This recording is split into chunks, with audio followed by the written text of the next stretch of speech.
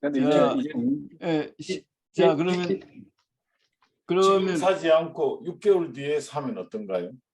그것도 좋은 아이디어네. 언제 오를지 모르기 때문에. 지금보다 6개월 뒤가 더 높아질 겁니다. 그러니까 지금부터 한 3개월은 제가 잘 모르겠어요. 예, 근데 3개월 뒤가 되면 아마 지금 3개월 뒤는 잘 모르겠는데 지금보다 6개월 뒤는 지금보다 높아진다. 그 목표 주가는 얼마인데요? 얼마까지 봐야 돼요? 야, 너무 높을 아니 때이다. 이미 물려 있어요 제가. 물타기를 하느냐 마느냐의 문제예요 지금. 전에 한번 10만 전자 네네. 목표가 10만 전자 했는데요. 네. 아마 10만 전자 가려면 한 네. 2년 기다려야 될 것 같고요. 알겠습니다. 예. 아니 그런데 주가도 인플레니까 좀 많이 오르는 거 아닌가? 뭐 하여튼 그것도 그럴 수 있겠죠. 예. 예.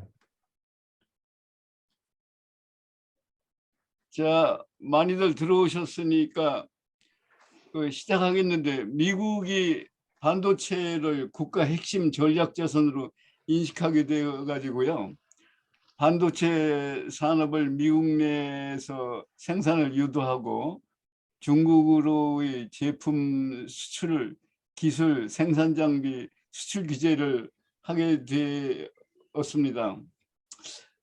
그래서 이런 미국의 정책이 한국에 막대한 영향을 미칠 것 같고, 그래서 오늘 이런 문제를 포함해서 세계 반도체 산업에서 무슨 일이 생기고 있고 전망은 어떻고 한국은 어떻게 대응해야 되는지에 대해서 한국 반도체 산업협회 안기현 전무께서 말씀해 주시겠는데요.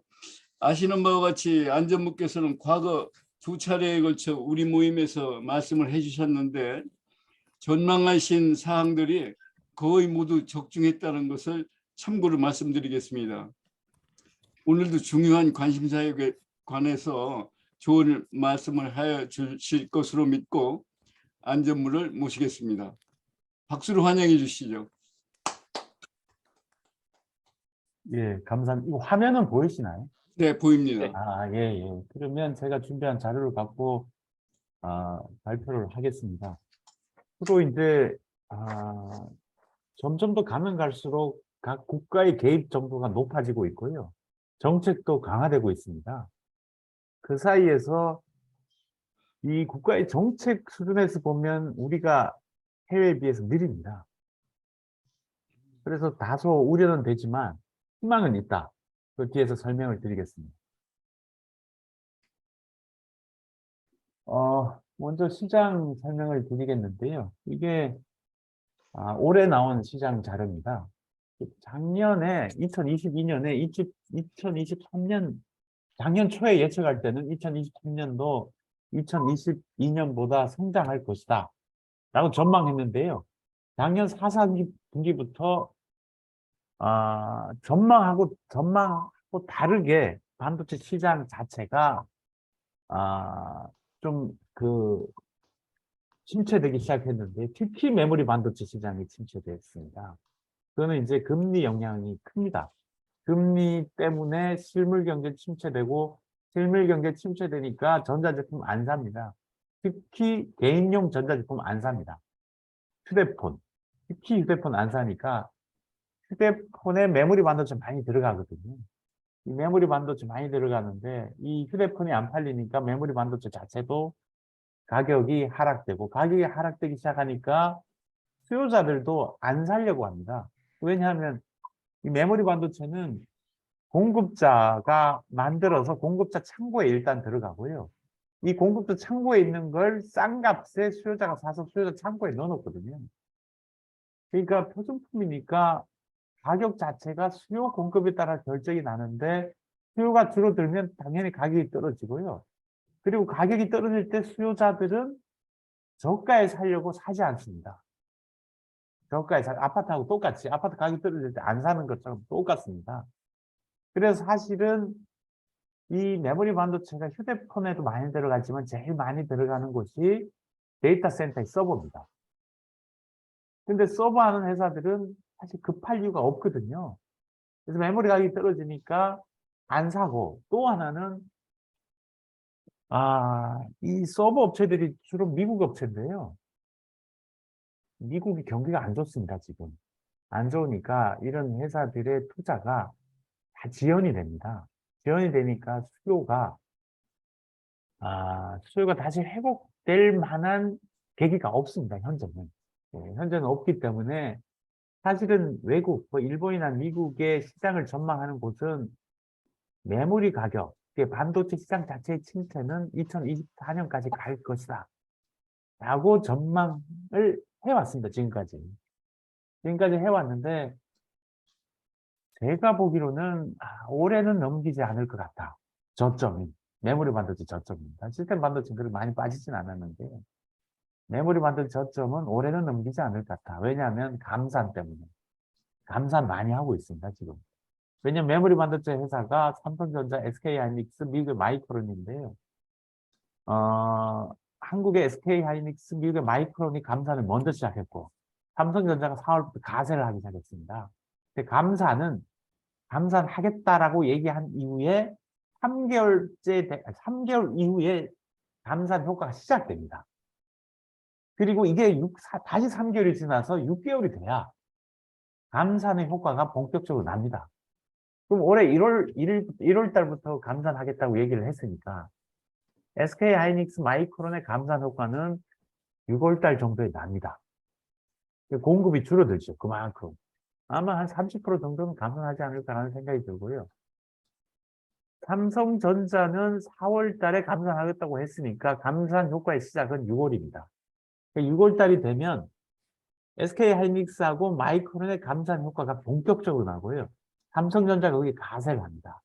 그럼 삼성전자 감산 효과가 본격적으로 나는 때는 9월입니다.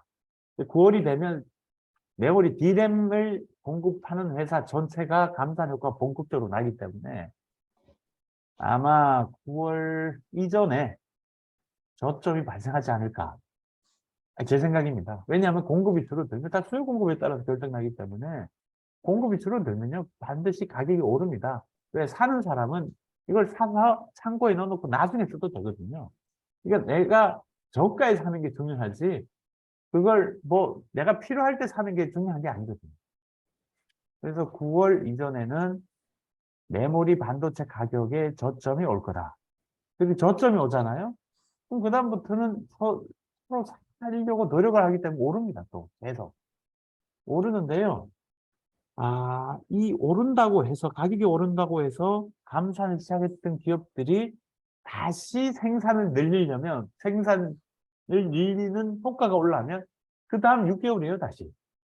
그럼 9월부터 오잖아요. 그럼 열심히 합시다. 9, 10, 11, 12, 10월부터 10월, 12월, 내년 2024년 4월이 돼야 공급자가 수요자의 수요에 맞춰서 그 공급을 증가시킬 수 있습니다. 그래서 제 생각에는 아마 3, 4분기 9월 달을 기점으로 저점이 발생하고 오를 것 같다. 이게 제 전망인데요. 메모리 가격에 대해서. 제 전망인데 그러면 주가는 6개월 전에 반영하니까 9월에 6개월 전이면 3월이거든요. 실제 3월부터 3월이 메모리 반도체 기업의 주가가 저점이었던 시점입니다. 3월이.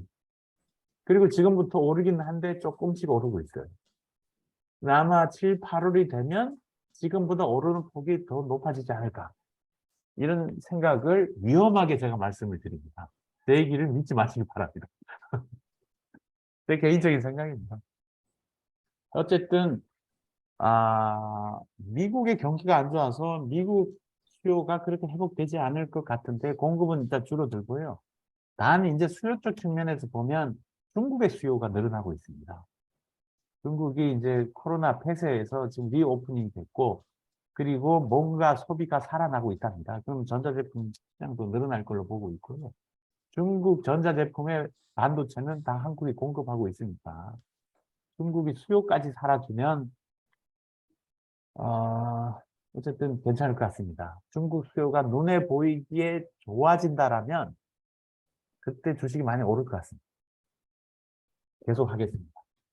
장기적으로 보면 지금 2027년까지 전망밖에 없는데요.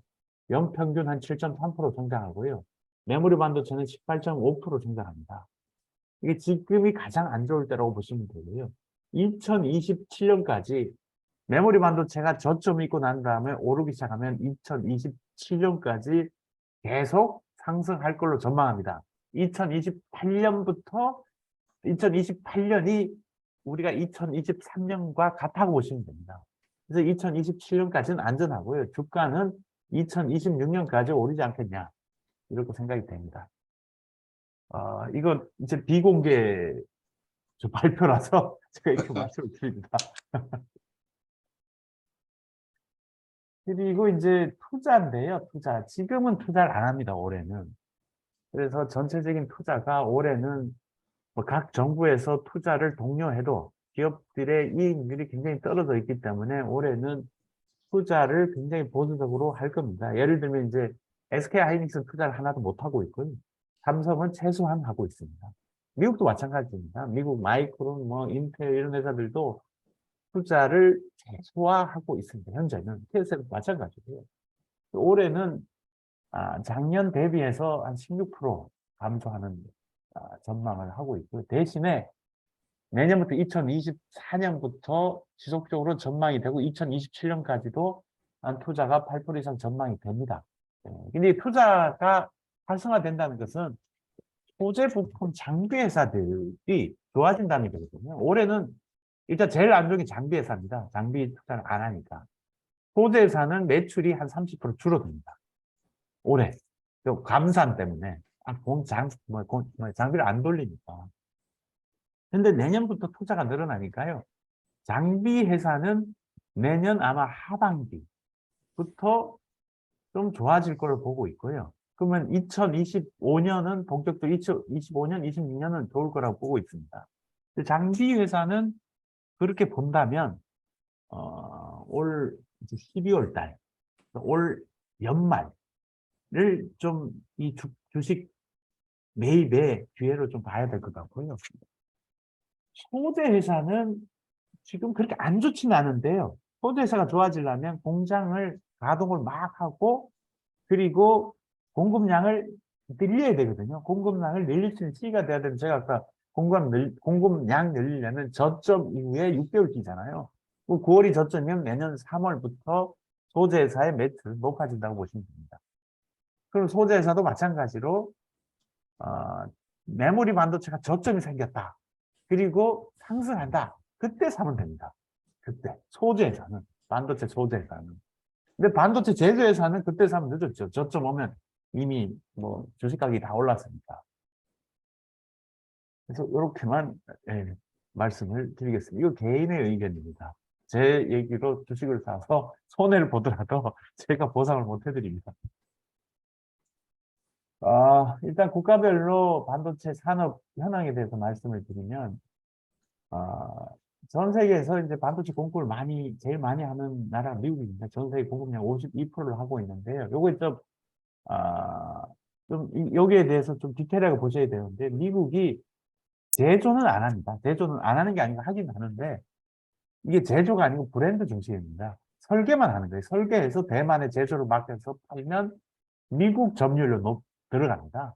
그래서 이게 52%입니다. 브랜드 기준은 52%고요. 한국은 메모리 반도체 중심이니까 17.7%입니다. 17%니까 뭐 요새 올해 메모리 가격이 떨어져서 좀 점점 떨어지긴 했습니다만 그래도 다른 국가에 비해서 2배고요. 뭐 유럽이나 일본, 대만, 중국 그만한데요. 대만을 오해하시면 안 되는데요. 대만이 7.5%인데 이것도 브랜드 중심입니다. 위탁 생산은 포함이 되지 않습니다. 위탁 생산 포함하면 우리 넘어섭니다. 그렇게 이해를 해주시면 되고요. 2022년 기준으로 삼성이 1등 했고요. 인텔이 2등, 퀄컴이 3등, 하이닉스 4등을 했는데 2023년은 인텔이 다시 1등 할 것 같습니다. 메모리 가격이 올해 너무 안 좋았기 때문에.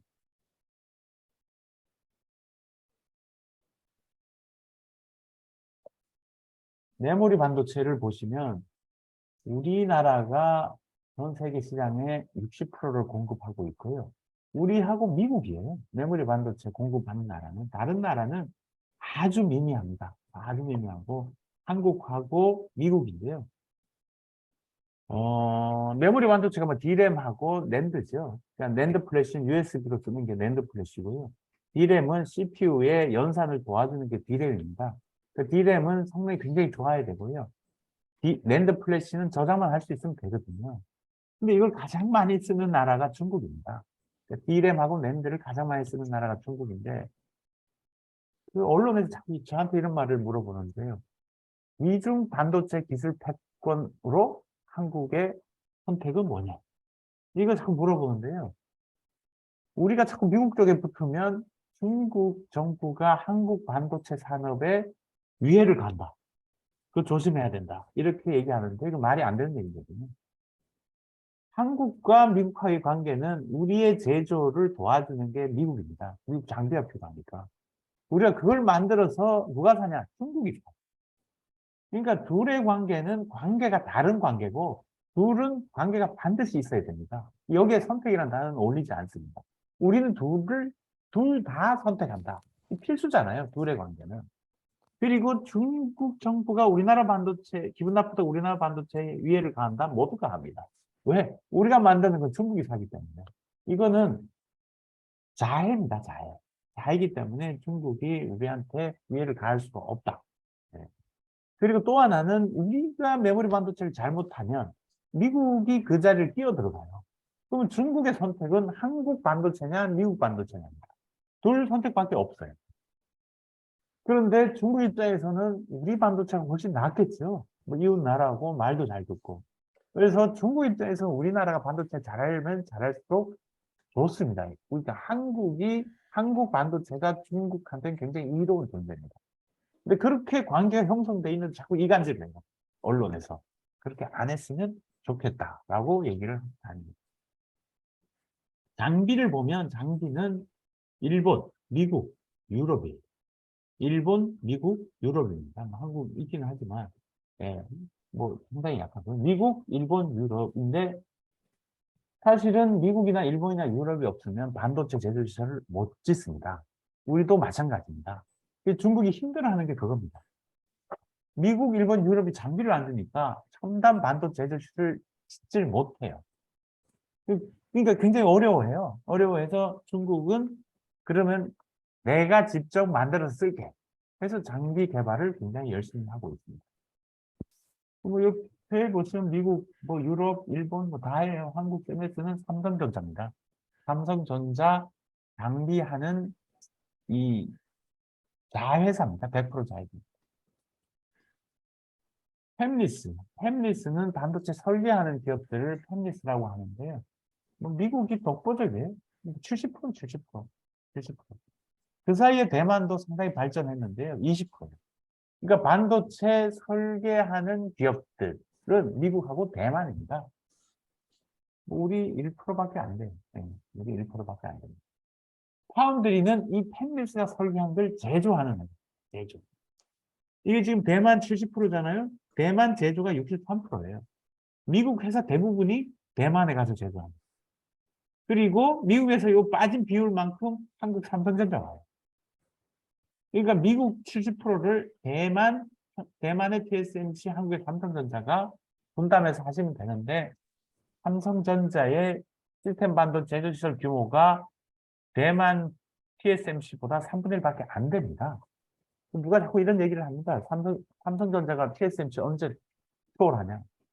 초월 쉽지 않습니다. 초월 쉽지 않습니다. 규모 자체가 3분의 1밖에 안 되고요. 기술 수준도 늦게 시작했기 때문에 떨어집니다. 뭐 그렇다 하더라도 시스템 반도체를 위탁 제조하는 파운드리 산업에서는 대만과 한국이 주도를 하고 있습니다. 그래서 미국 입장에서는 일단 대만이 지리적으로 굉장히 리스크가 있잖아요. 그래서 대만에 있는 공장을 미국 본토로 가져간다가 전략입니다. 그리고 그래서 대만에 시스템 반도체를 제조하는 시설이 많아야 되겠다. 첨단적으로. 근데 첨단 시스템 반도체 제조 시설은 대만의 TSMC하고 한국의 삼성전자밖에 없어요. 그래서 두 회사를 콜을 해서 미국에다가 공장을 짓게 하는 겁니다. 이게 이제 반도체 지원법. 이게 중국은 이제 SMIC라고 파운드리 회사가 있는데요. 중국의 국유 기업입니다. 괜찮은 회사예요. 괜찮은 회사인데 미국의 규제로 인해서 지금 기술적 업그레이드는 정체가 되어 있습니다. 그래서 당분간은 이 비중을 높이기는 쉽지 않다. 국가별로 이게 그래서 사실은 미국 입장에서는 대만이 문제가 생기면요. 미국 기업이 상당한 문제가 생깁니다. 왜? 미국 기업이 이 70%, 미국 기업의 이 팹리스 70%가 대만이나 한국에서 공장 제조를 하는데 이게 중국이 갑자기 들어가요. 들어가면 미국이 난리 납니다. 그리고 전 세계가 난리 나죠. 미국이 이제 반도체 설계를 해서 대만에 제조해서 그걸로 전자제품 만들어서 전 세계에 나가니까. 그러니까 미국 입장에서는 이 리스크를 굉장히 중요하게 생각합니다. 국가별로 보겠습니다. 국가별로. 사실은 이제 반도체 제조를 두고 그 공급망이 2021년 1월 기준으로 2021년 1월 전하고 2021년 1월 후하고 정반대가 됐습니다. 제조를 하는 패러다임 자체가 반도체 산업 자체가 70년 됐는데요. 그 70년 동안 산업 자체가 재편됐습니다. 미국이 종족이고 미국은 반도체 설계, 제조 다 했어요. 시작을. 근데 지금은 미국은 제조 시설을 짓지 않습니다. 왜? 생산성 때문에. 일본도 하지 않습니다. 생산성 때문에. 유럽도 하지 않습니다. 생산성 때문에. 그래서 그 제조의 역할은 한국과 대만이 했습니다. 우리가 제조를 이렇게 잘하는 이유는 우리가 열심히 한 것도 있지만요. 선발국이 포기해줘서 잘한 거예요. 그런데 이 2021년 1월까지 그렇게 재편될 수밖에 없었던 이유는 생산성입니다. 생산성 기준으로 재편됐어요. 미국이 잘하는 것은 반도체 설계하고 장비입니다. 그거같이 굉장히 큽니다. 그래서 그 두 분야는 다른 나라 잘 못해요. 미국이 하기 때문에. 일본은 반도체 장비 소재예요. 그리고 유럽은 노광 장비 하나입니다. 그거같이 굉장히 높아요. 제조는 안 하고. 제조는 한국, 대만입니다.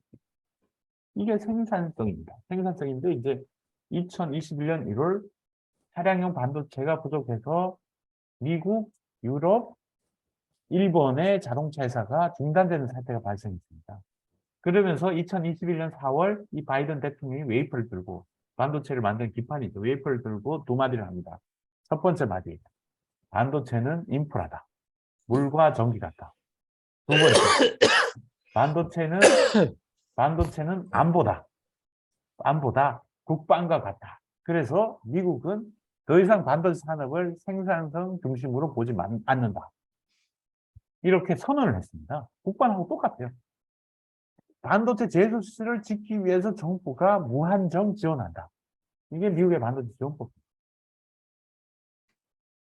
그래서 지금 이게 이제 2000년인데요. 2000년 제조 시설의 규모입니다. 미국 24%, 일본 33%, 유럽 17%입니다.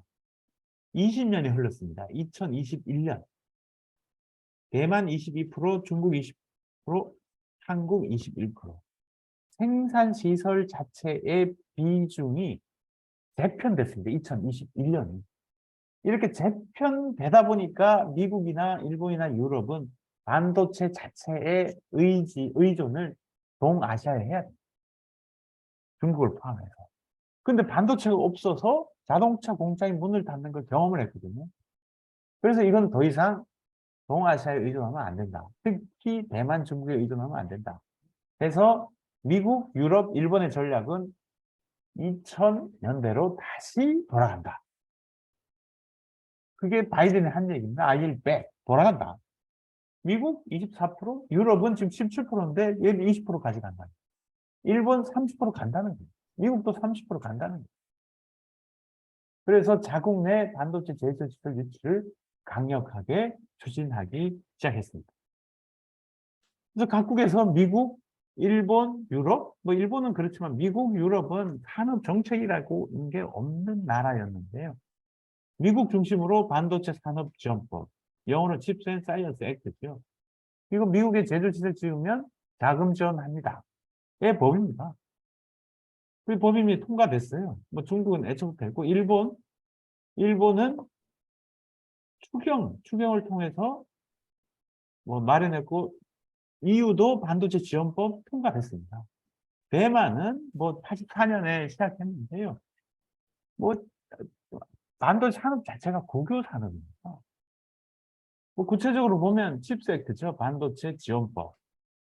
5년간 527억 불 보조금을 지급한다. 이 중 390억 불, 50조죠. 390억 불은 제조시설 건설에 직접 준다. 여기에 플러스해서 세액공제 25%는 플러스입니다. 그러니까 제조시설 짓는데 50% 이상이 가요. 그리고 원천 기술 개발을 위해서 110억 불은 인력 양성과 원천 기술에 지원한다. 이게 반도체 지원법입니다. 그래서 삼성전자, SK하이닉스, TSMC는 뭐 가서 받는 걸로 추진하고 있습니다. 근데 여기에 토를 달았어요. 조건을 달았습니다. 이거 때문에 언론이 많이 논란이 됐죠. 가드레일 조항. 10년 동안 우려국, 중국입니다. 우려국 반도체 생산 역량. 우리 중국에 삼성전자, SK는 공장이 있습니다. 여기에 실질적 확장.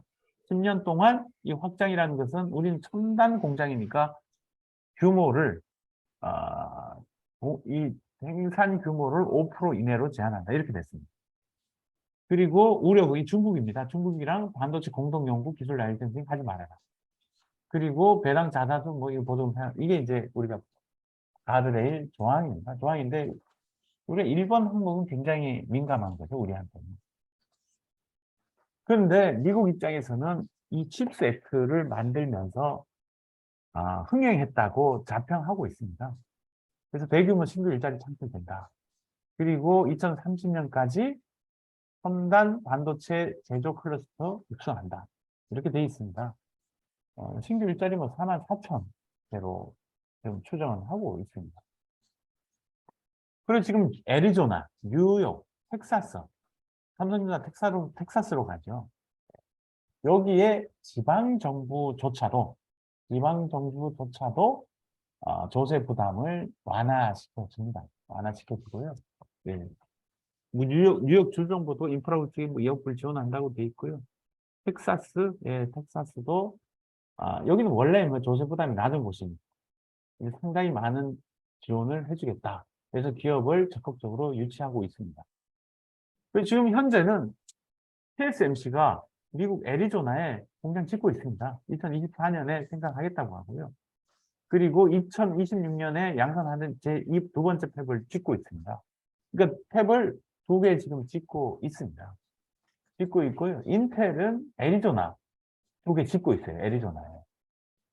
오하이오 2개 짓겠다. 이건 4개잖아요. 미국 TSMC 둘, 애리조나에, 인텔은 애리조나 둘, 오하이오 둘.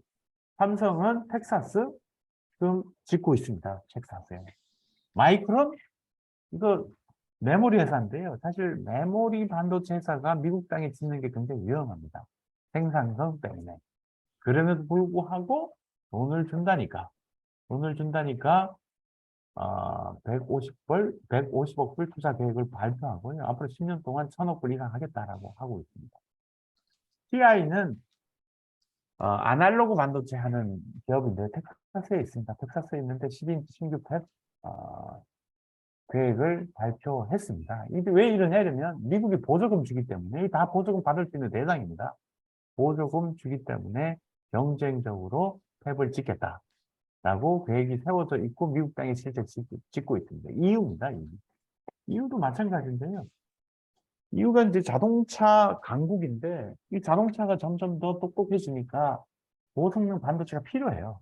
근데 이 사람들이 해외에서 사는 순간 경쟁이 떨어진다고 해서 이유도 반도체 지원법을 만들어서 얼마 전에 통과시켰습니다.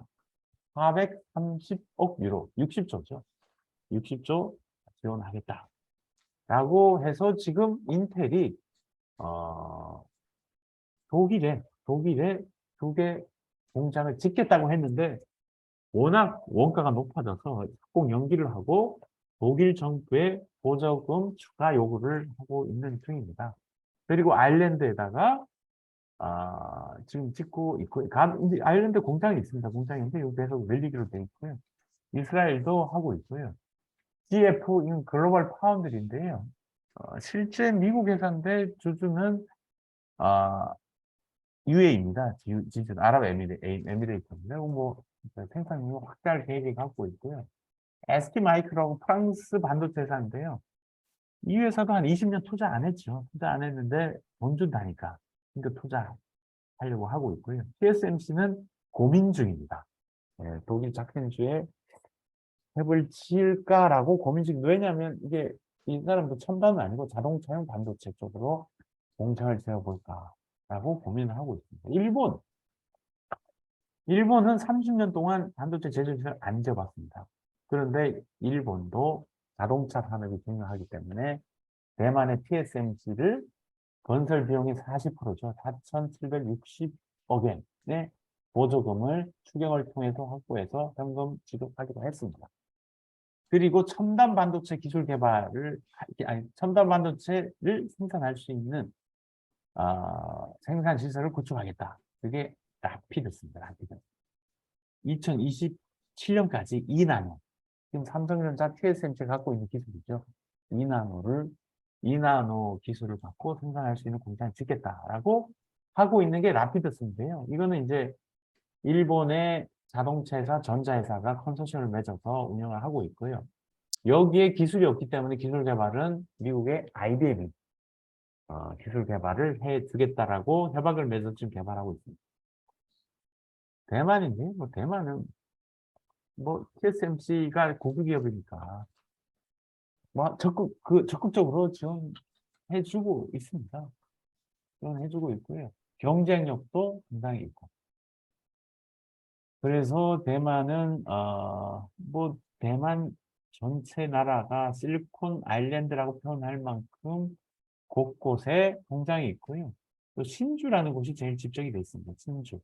그리고 타이난 뭐 이런 곳에 투자를 하고 있습니다. 우리나라도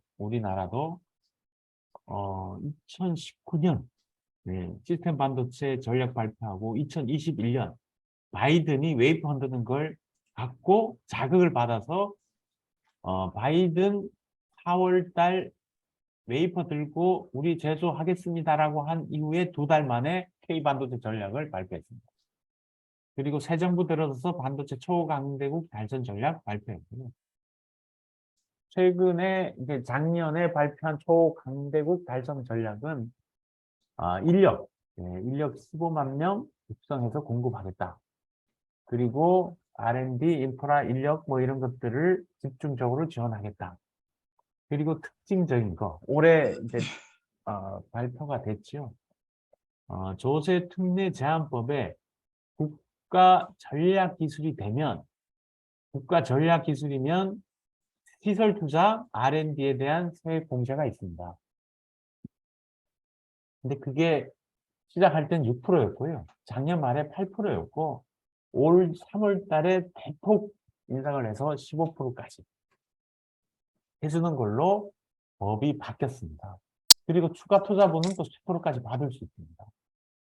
아마 우리나라 이 산업정책 역사상 가장 파격적이 아닐까라는 생각이 드는데 우리 그 해외에 비해서는 낮은 수준입니다. 미국은 반도체 시설 투자의 세액 공제가 25%입니다. 근데 다행스러운 것은 이게 결국은 이제 반도체 제조 시설에 대한 경쟁입니다. 반도체 제조 시설에 대한 경쟁인데요. 제조 시설을 지어야 경쟁을 할 수 있거든요. 근데 제조 시설을 지으려면 부지가 필요한데요. 부지 확보 굉장히 중요합니다. 미국이나 일본이나 유럽은 부지 확보해서 다 제공해요. 그러니까 삼성전자나 TSMC는 몸만 가면 됩니다. 그 기술만 들고 가면 되는데요.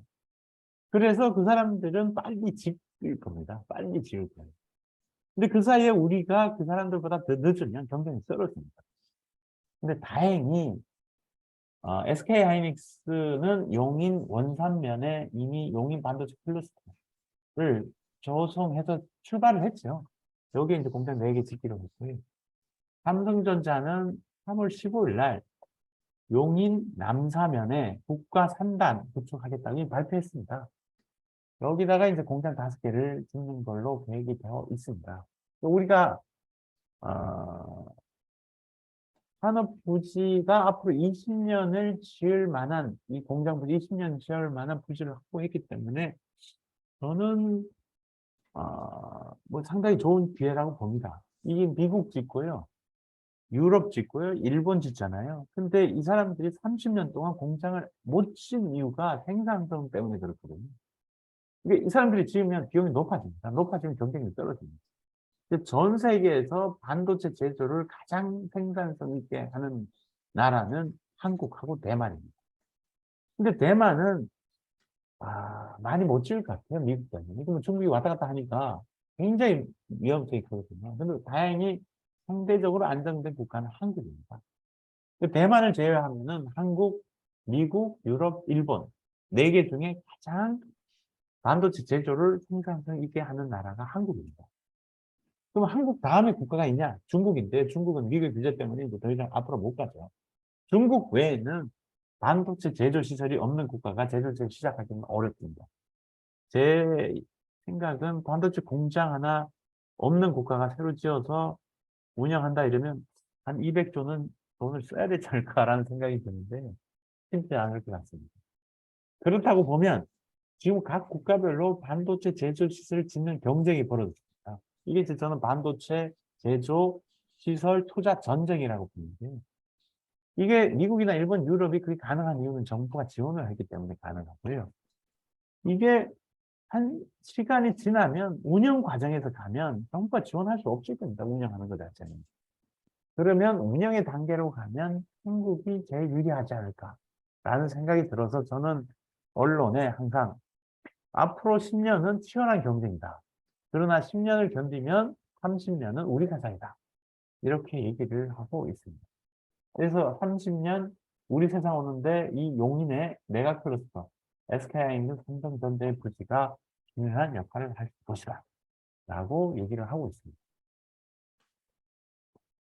그래서 사실은 우리가 제일 싸게 만들 수 있는 국가지만 사정은 안 좋아요. 인센티브 제일 적고요. 인프라는 뭐 물, 전기 잘 안 주고요. 민원 많이 발생하고 그러면 그냥 올 수도 됩니다. 인력도 뭐 공급도 낮습니다.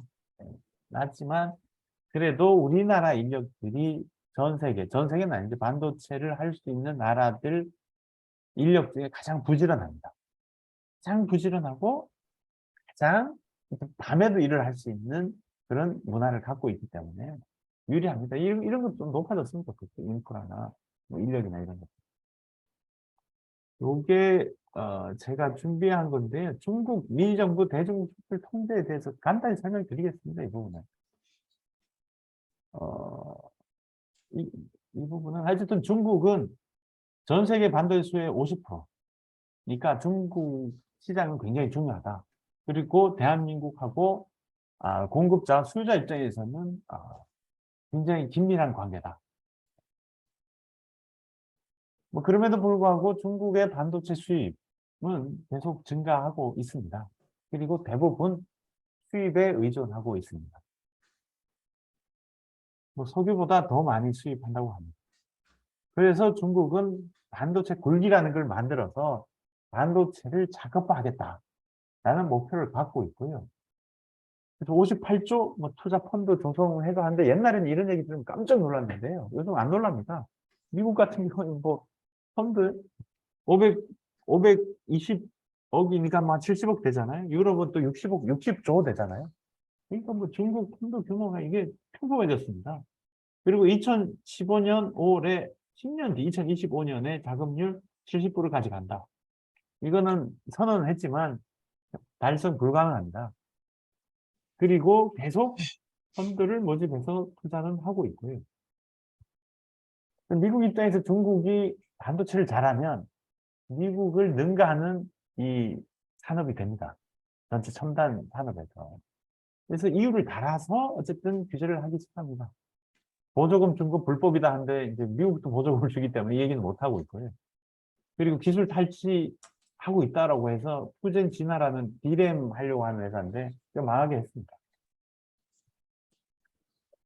그래서 미국 입장에서 뭐 어쨌든 중국이 반도체를 잘하면 뭐 우리가 미래형 자동차나 또 군사 무기나 5G 이동통신이나 로봇이나 이런 데에 있어서 미국을 능가할 가능성이 있다라는 게 미국의 우려입니다.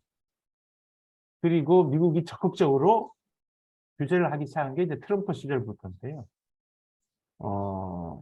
이게 37개 품목에 대해서 중국 가는 거에 대해서 관세를 부과합니다. 이 다 반도체죠. 개별 투자라는 게 반도체, LED, 그리고 반도체, 장비, 디램, 모듈, 스마트 다 반도체입니다. 그리고 2018년 10월에는 푸젠 진화, 이 중국의 디램을 제조하겠다고 하는 회사입니다. 우리한테 굉장히 위협적인 회사인데요. 이거 기술 탈취에 그 의혹이 있다라고 해서 장비 안 줘서 망했습니다. 그리고 하웨이도 마찬가지로 하웨이도 통신기기에서 미국을 능가하는 회사입니다. 그래서 여기에 뭐 미국산 기술 부품 뭐 하여튼 그런 걸 안 줘서 이 하웨이가 거의 이제 줄어들었죠. 그리고 SMIC라고 중국의 반도체 시스템 반도를 제조하는 가장 유명한 기업인데요. 이 기업을 엔티티 리스트로 등재를 해서 이유는 이제 중국 군사 기업과 유대했다는 건데 등재를 해서 장비 수출을 못하게 했습니다. 그리고 이제 바이든 행정부가 들어와서 2022년 10월 7일 날 핀셋으로 규제를 하기 시작했습니다. 첨단 컴퓨터 반도체, 이게 이제 AI입니다. 인공지능 반도체는 수출 못하게 돼 있고요. 내조 장비는 정해놨습니다. 시스템 반도체는 핀팩 구조 16에서 14인데요. 여기 이하로, 그러니까 핀팩 구조인데 15나노 또는 14나노, 13나노 하는 장비는 못 간다. 그리고 D램 기준으로 18나노 이하의 장비는 못 간다. 낸드 프레시 기준으로 128단 장비는 못 간다. 근데 우리나라 이 중국에 있는 회사는 다 해당이 됩니다. 해당이 되는데 단 한국 등 제3국 기업에 대해서는 1년간 허가를 면제한다. 이게 유예예요. 그래서 올 10월이 그 유예 기간 만료가 되는 건데요. 얼마 전에 그 유럽 말로 뉴스가 났는데 이거 1년 더 늘렸다. 이렇게 나왔는데 미국에서는 얘기한 적은 없습니다. 그리고 아까 반도체 지원금을 받는 기업의 제한사항, 가드레일 조항. 가드레일 조항인데, 이게 인센티브 신청하면 가드레일 조항인데요. 10년간 첨단 반도체 생산 인구 5% 이상 안 된다. 이거잖아요. 뭐 삼성 하이닉스 입장에서 여기까지는 괜찮다고 합니다. 괜찮다고 합니다. 근데 이제 문제는 아까 수출 통제 제도죠. BIS라고 하는 수출 통제 제도인데, 일단은 SK 하이닉스 우수 공장은 지금 D램은 13나노가 최첨단인데요. 13나노부터는 EUV라는 장비를 써야 되는데요. EUV 장비가 중국 반입이 안 됩니다. 미국 규제로 인해서 중국 못하게 합니다. 그게 좀 어렵고요. 근데 중국이 시장이 워낙 크니까 중국이 시장으로서 우리가 굉장히 중요한데 중국의 생산 규모는 점점 더 줄어들 것 같습니다. 미국의 규제로 인해서. 그래서 요거는 이따가 질문을 하면 답을 별도로 해드리도록 하겠습니다. 이상 제가 준비한 내용은 마치도록 하겠습니다. 수고하셨습니다. 네.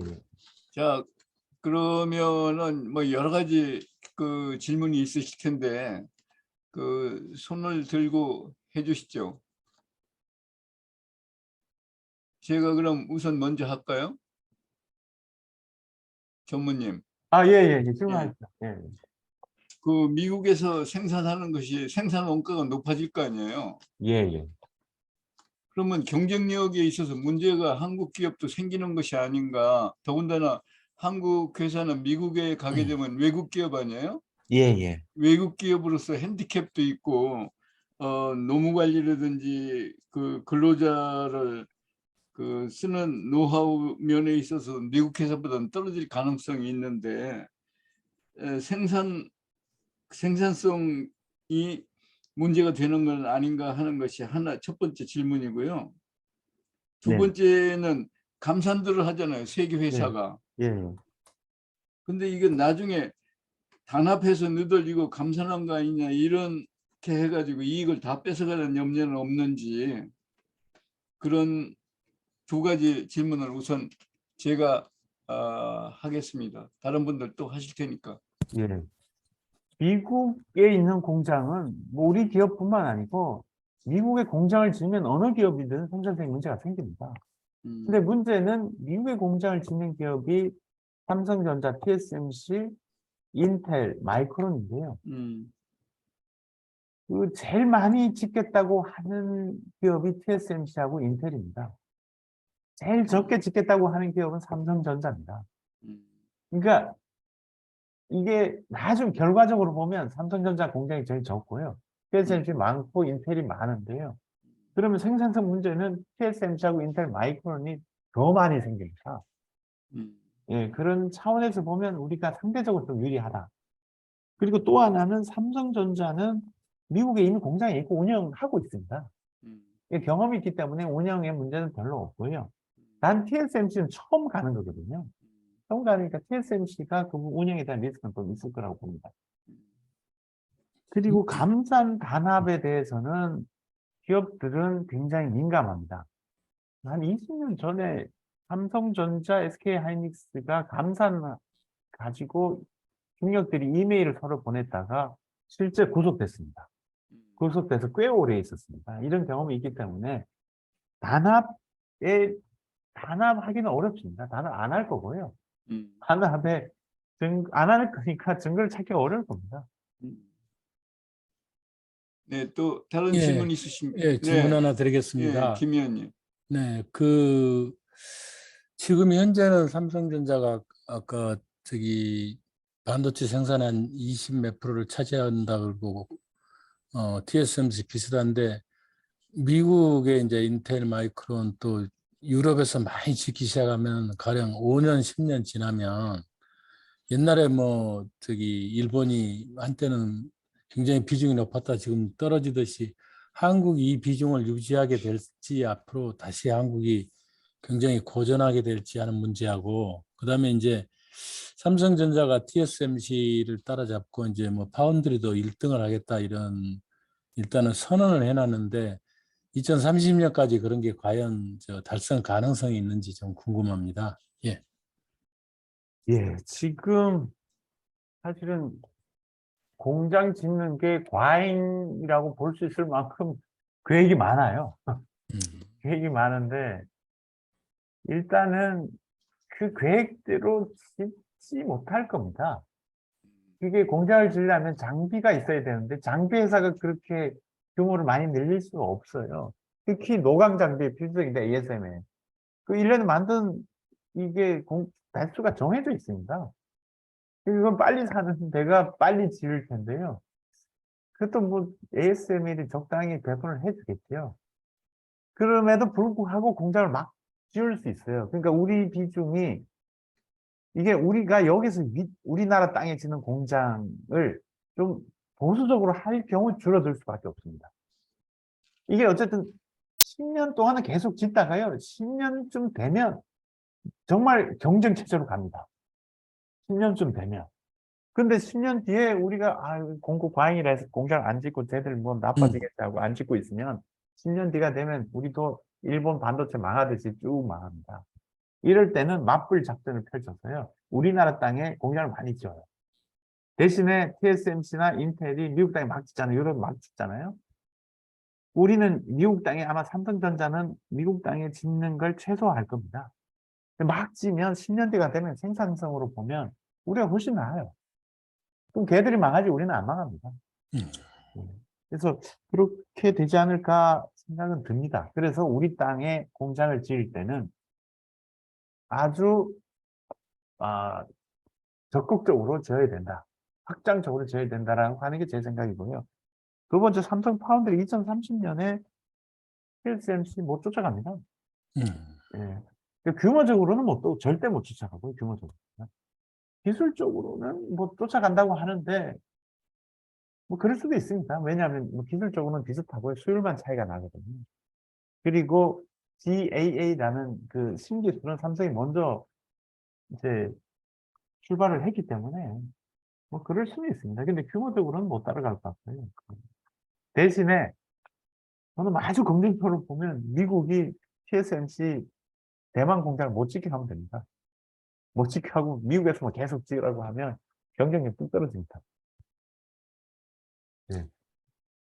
저기 그러니까 지금 우리 D램은 엄청나게 적자가 나고 있는데 TSMC는 현재 어떤가요? TSMC는 흑자입니다. 예, 그러니까 시스템 반도체는 수요 공급에 따라서 가격이 결정나는 게 아니거든요. 주문해서 결정이 나니까요. 뭐 가격이 시스템 반도체도 많이 떨어지긴 했습니다. 근데 적자는 아닙니다. 알겠습니다. 또 질문 있으십니까? 질문이 없으시면 제가 박석길 박사 네, 예, 말씀하세요. 안녕하십니까. 네, 네. 네. 네, 좋은 말씀 감사합니다. 거의 맨 마지막에 잠깐 말씀 주시긴 했는데요. 최소한 저가형 라인 쪽에서는 혹시 우리가 중국 시장에서 마켓시어가 좀 줄어들 수 있는 개연성이 있지 않나라는 질문을 드리는데요. 왜냐하면 워낙 물론 그 제조 장비 자체를 이제 반입을 하기가 어려워서 그 설비를 늘리기도 어렵고 이제 수율도 이제 나오진 않겠지만 어쨌든 자국 그 제품들로 좀 대체를 하려고 하는 경향이 앞으로 좀 더 강해질 것 같은데 그쪽에 리스크는 없는지 궁금합니다. 이제 우리는 메모리 반도체인데요. 메모리 반도체는 저가형이라는 건 사실 없고요. 항상 메모리 반도체는 첨단입니다. 첨단 제조 시설로 만든 반도체인데요. 그거는 중국이 하기는 쉽지 않을 겁니다. 미국 때문에. 네, 그거 하긴 합니다. 걔들 이제 그 저가형 메모리 반도체도 하긴 합니다. 근데 시장이 굉장히 작아요, 그거는. 그걸 자국하는데 우리처럼 첨단적으로 올 거냐 말 거냐인데 그거는 중국한테 맡겨있기 때문에 시간이 좀 걸릴 것 같고요. 뭐 시스템 반도체는 우리가 파운드리가 발달돼 있지 우리가 만들어서 중국 시장 가는 건 별로 없습니다. 네, 다른 질문이 없으면 제가 하나 좀 했으면 하는데요. 그 반도체 예전에 보면 일본에서 주도권을 쥐고 있다. 미국이 견제에 의해서 한국 대만으로 갔지 않았어요? 예, 예. 그래 미국의 파워라는 게 현재도 그렇지만 앞으로도 상당 기간 막강하고 미국의 의사가 굉장히 반영될 것이라고 생각을 하는데요. 미국은 아시는 것처럼 우리랑 다르게 의회 중심 국가 아니에요. 그래서 백악관에서도 무슨 정책을 입안해서 통과시키려고 그러면 로비스트를 써가지고 의회 로비를 하거든요. 아주 독특한 나라죠. 근데 이 한국 반도체 산업협회도 로비 회사를 고용하고 있습니까? 미국이요? 예. 아니면 한국 의회? 미국에서. 저희 협회는 없고요. 예, 협회는 없고, 협회가 재정적으로 그럴 수 있는 여유가 없고요. 삼성전자, SK 하이닉스는 미국에 직접 직원들이 나가 있어서 로비하는지는 모르겠지만 정보를 빨리 캐치해서 저희 회사에 주는 사람들이 있더라고요. 미국은요, 한국하고 달라가지고 입법이 있는 곳에서는 로비가 있다. 로비를 막으면 지하로 가서 더 부패가 번창하게 되니까 로비를 공개시키거든요. 네. 그래서 일정한 가이드라인이 있어서 등록만 하면 얼마든지 로비를 할 수 있게 인정하는 국가거든요. 그래서 요번에도 보면은 자동차의 경우도 그런 것이 서툴러 가지고 당연히 받아야 될 것을 못 받는 그런 경우가 있는데 한국도 미국의 제도를 잘 활용을 해서 우리 이익을 확보하는 것이 필요하지 않은가 그런 생각을 하는데 어떠신가 모르겠네. 그게 아마 지난번에 IRL 때문에 정부가 그런 로비에 대해서 뭐 어디 누구한테 뭐 그런 시스템이 있다고 얘기를 들었습니다.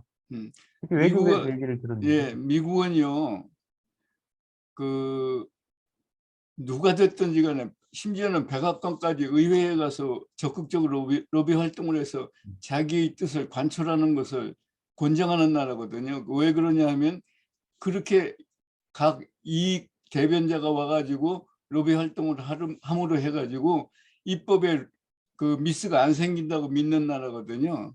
그래서 그런 것이 제도화되어 있으니까 잘 활용하는 것이 한국의 중장기적 과제가 아닌가 그렇게 생각되네요. 예, 알겠습니다. 이스라엘인이 차이나 로비, 이스라엘 로비는 유명하거든요. 예, 일본도 많이 당해가지고 요즘은 많이 나아졌다고 그래요. 예. 또 다른 질문 있으면 질문하시죠. 네, 저 한상만입니다. 네, 질문 예, 하겠습니다. 하세요. 그 SK의 그 파운드리 쪽에 우리가 이제 시스템 반도체 쪽으로 키우는 게 그게 파운드리인 거죠? 제가 잘 몰라서 우선 확인을 좀 하고 싶은데요, 전무님. SK 파운드리 아니, 회사가 SK가 보니까 파운드리 쪽에서는 전혀 역할이 없어서 SK 하이닉스 자체는 파운드리가 없습니다. 아예 전혀 없고요. 메모리 네. 반도체만 하고요. 네, 시스템 반도체로는 CMOS 이미지 센서를 합니다. 공정이 비슷해서. 근데 네. SK 하이닉스 갖고 있는 자회사, 키파운드리라는 회사인데 자회사입니다, 그냥. 그 회사가 자회사? 파운드리 네. 회사입니다. 아, 자회사를 갖고 있는데 그 회사는 그러면 전 세계 뭐 한 20위 안에는 들어갑니까? 20, 등수를 본 적이 없어서 아, 몇 등 되는지 잘 모르겠습니다. 어쨌든 굉장히 신중한 건 아니고요. 굉장히 미미하군요. 작습니다. 우리 그 DB 하이텍이라고 네, 그 파운드리 회사가 있는데 국내에 네. 그 회사보다는 작습니다. 예, 그 관련해서 네. 정부에서 계속 반도체 인력이 그 굉장히 그 부족하다, 네. 뭐 훨씬 더 많이 필요하다 이런 얘기를 할 때는 이게 분야별로 예를 들어서 이제 팹리스도 있고 파운드리도 있고 이제 메모리 분야도 있고 이런데 그 특히 이제 정부에서 강조하는 부분은 우리가 앞으로 이제 강하게 좀 밀어붙이려고 하는 파운드리 쪽인가요? 거기에 인력이 부족하다는 얘기입니까, 주로? 메모리 쪽도 많이 부족하다는 얘기인가요? 인력은 전반적으로 부족하고요. 네. 전반적으로 부족합니다. 그리고 분야보다 기업 규모에 따라서 인력 부족 현상이 심각합니다. 네. 그러니까 전체가 부족하다 보니까 또 인력, 그러니까 기업 선호 현상으로 보면 큰 회사부터 가잖아요. 네. 그러니까 삼성하고 SK 하이닉스 중심으로 감에도 불구하고 삼성하고 SK 하이닉스도 부족합니다. 부족하니까 신규 인력이 부족하니까 경력선을 뽑아가요. 그러면 네. 중견기업에 있는 직원들이 대기업을 갑니다. 네. 중견기업은 괜찮은데요. 그 밑에 중소기업은 중소기업 인력이 또 중견기업을 갑니다. 그럼 네. 저 밑에 중소기업은 아예 뭐 신입이고 경력이고 뽑을 수가 없습니다. 네. 예. 근데 그런 인력과 관련해서 예. 예를 들어서 여기 뭐 굉장히 많은 이익을 내고 있는 이런 미국의 회사들 있지 않습니까? 예. 예. 퀄컴, 브로드컴, 뭐 엔비디아 이런 회사들과 같은 이런 인력들을 우리나라에서는 구축하려는 그런 정부의 계획은 별로 없는 거죠. 주로 다 뭐 시스템 반도체나 메모리 반도체 그런 인력들인 거죠. 회사가 그쪽을 하고 있으니까 삼성이나 SK가. 그 퀄컴, 뭐 엔비디아 이런 회사는 이제 반도체 설계하는 회사. 네, 그러니까 네. 정부에서 앞으로 우리 인력을 키우려는 그런 중점 분야 가운데 그런 반도체 설계 분야의 그런 국가적인 그런 계획과 인력 양성에 대한 어떤 그런 것들이 어느 정도 있는지 궁금하거든요. 설계 분야도 중요한 분야라서 설계 쪽 인력 양성도 많이 투자를 해줍니다. 네, 예, 뭐 제조 공정 쪽도 투자를 많이 해주고요. 특히 네. 설계 쪽은 뭐 삼성 외에도 반도체 설계 전문적으로 하는 회사가 있으니까 네. 그쪽 인력도 수요가 많거든요. 수요가 아, 많은데 네. 설계는 석박사가 필요합니다. 아니 근데 학사가 여기 아니고. 팁20 안에 한국 회사 하나밖에 없다고 저기 써 있는데 설계 예, 인력이 우리나라에서 국내에서 많은 수요가 있습니까? 수요가 많습니다.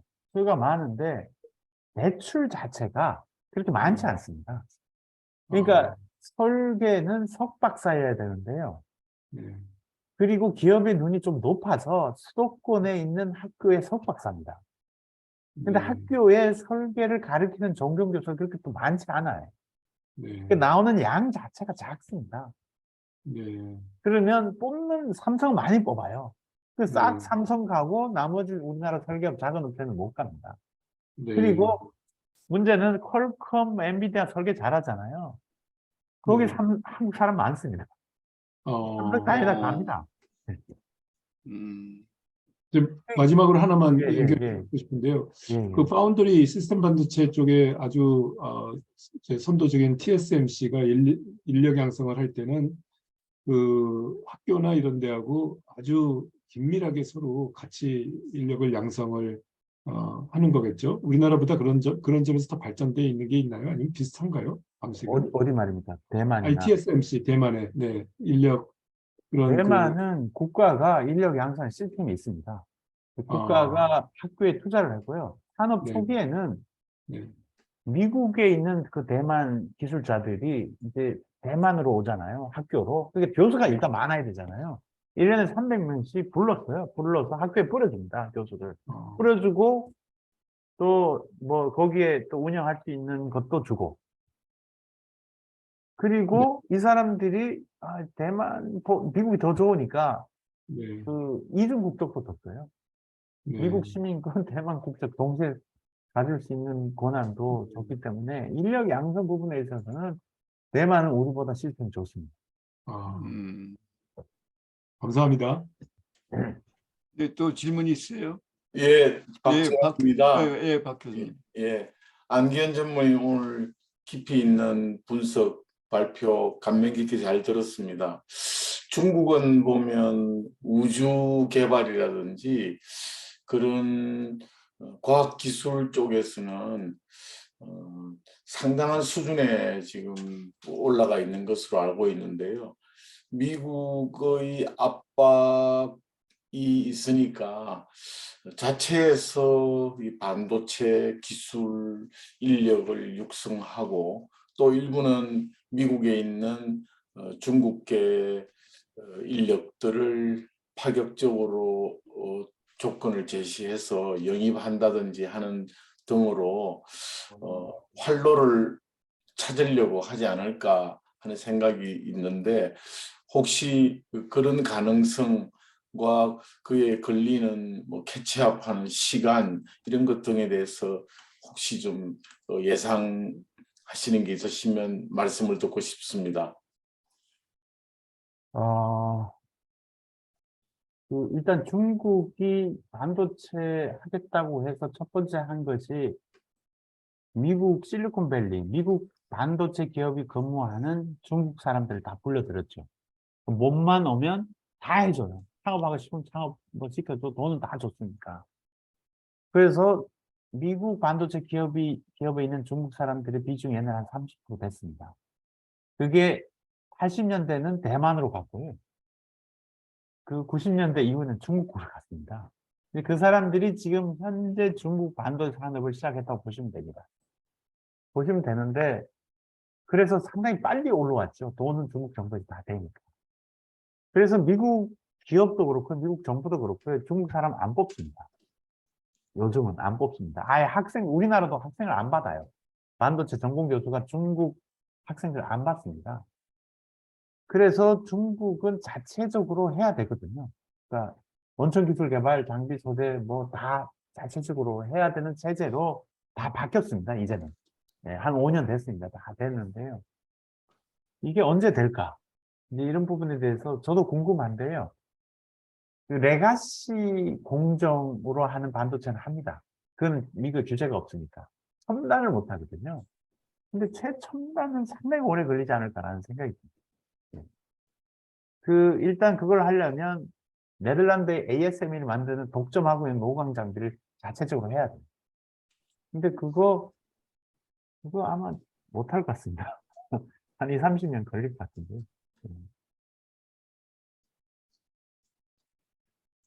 네, 그런 감사합니다.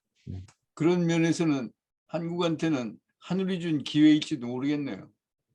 그래서 제가 뭐 어떻게 다른 데 강연 가면 이런 얘기 합니다.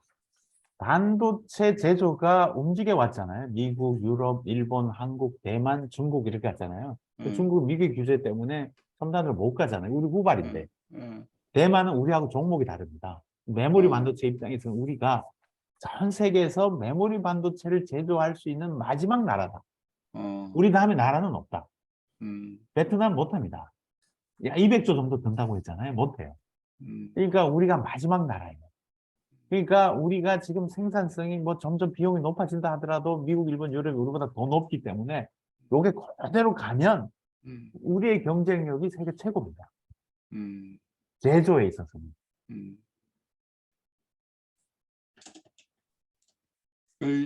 잘 유지할 수 있도록 할 수 있는 모든 방법을 다 강구해야겠네요.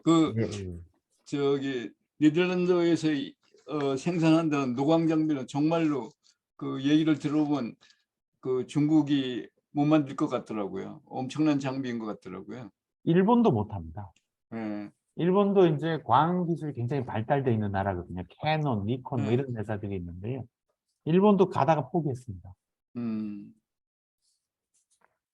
저도 질문 하나 할까요? 예, 하시죠. 오재인 교수. 뭐 제가 알기로 전 이쪽 반도체 쪽 잘 모르니까요. 알기로는 우리가 이제 메모리 쪽이 강하고 비메모리 쪽으로 이제 연구 개발 빨리 투자해야 한다 이런 이야기가 많이 들은 적이 있는 것 같은데요. 그만큼 이제 메모리는 기술적으로 난이도가 낮고 비메모리가 고난도다 이렇게 알고 있었는데 지금 말씀하신 게 메모리는 우리나라 아니면 하기 힘들다 그 말씀하셔서 제가 좀 약간 좀 다른 이야기 같고요. 그래서 결론적으로 이제 그 메모리 뭐 장비, 패블리스, 파운드리 아주 복잡한데 이 중에서 전략적으로 중요한 게 어떤 부분이고 또 고난도가 어떤 부분이 좀 그런 거 좀 이야기를 해주셨으면 이해하는데 도움이 될 것 같습니다. 예. 일단 메모리 반도체의 특성은 좀 단순합니다. D램 낸드밖에 없고요. 제품으로 보면. 그리고 제조 기술은 항상 그 당시에 최고여야 됩니다. 경쟁자보다 거리가 떨어지면요. 그 원가가 경쟁력이 떨어지기 때문에 망합니다. 그래서 옛날에 치킨 게임이라고 여러 개 있을 때 치킨 게임은 항상 꼴등이 죽어요. 요즘은 세 개 회사밖에 없기 때문에 죽을 회사가 없어서 그런데 꼴등이 지금처럼 상황이 안 좋으면 꼴등이 항상 죽습니다. 그래서 그것 때문에 이제 그런 특성 때문에 항상 최첨단이어야만 됩니다. 최첨단이어야만 되는데 이게 단순하지만 첨단이어야 되는데 시스템 반도체는 종류가 너무 많아요. 그리고 기술도 제조 기술도 막 50년 된 것도 씁니다. 지금 최첨단도 씁니다. 너무 다양해요. 다양한데 시스템 반도체 최첨단, 메모리 최첨단 둘만 비교하면 시스템 반도체가 훨씬 앞서 있습니다. 근데 평균을 내면 메모리가 훨씬 앞서 있죠. 평균을 내면. 근데 우리나라 입장에서 메모리 반도체가 이제 세계 최고인데요. 지금 미국의 마이크론이 심상치 않습니다. 기술력적으로 많이 쫓아왔고 그리고 제조 시설도 많이 짓는다고 합니다. 그래서 경쟁이 전에보다 더 치열해졌고요. 그러면 우리가 이럴 때는 메모리 반도체 최강 자리를 유지해야 된다. 1순위는 저는 그렇게 보고 있습니다. 이거 내주면 그거 일정 때문에 우리가 돈 좀 받거든요. 그거 내주면 끝장이고요. 시스템 반도체 제조는 TSMC가 1등입니다. 우리가 2등이에요. 그리고 3등은 한참 뒤에 3등입니다.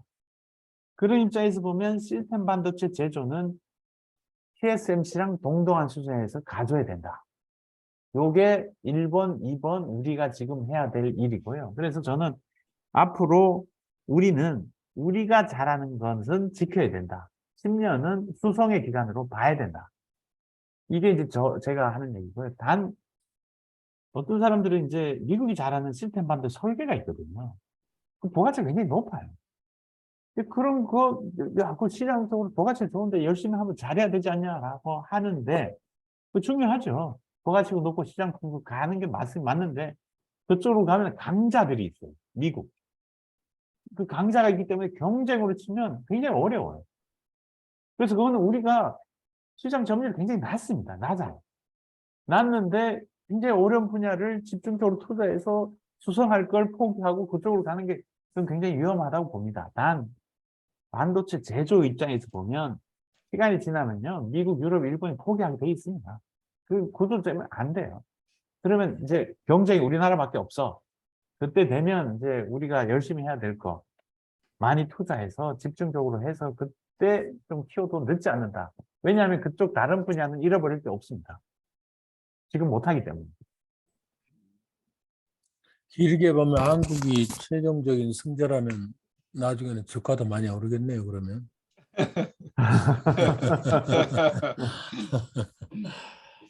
한 10년 걸릴 겁니다. 이 전쟁 자체가. 싸움이군요. 예. 예.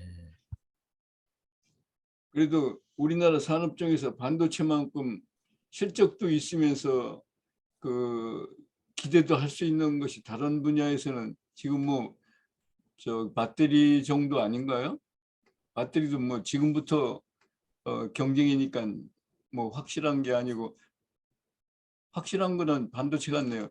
그 5G에서 중국이 성공한 건 MIT에 아주 슈퍼 스타가 하나 있었는데 그 사람이 터키 사람인데 어마어마한 돈을 주고 그 사람을 데려와 가지고 일시에 그 앞섰다고 그러는데 그 통신과 달라가지고 이 반도체는 여러 가지 부품이 합쳐져서 생산이 되는 것이라 그런 거는 아마 불가능하지 않은가 이렇게 느껴지네요. 반도체가 공정이 한 700공정 됩니다. 그러니까. 그 공정이 3개월이 걸려요.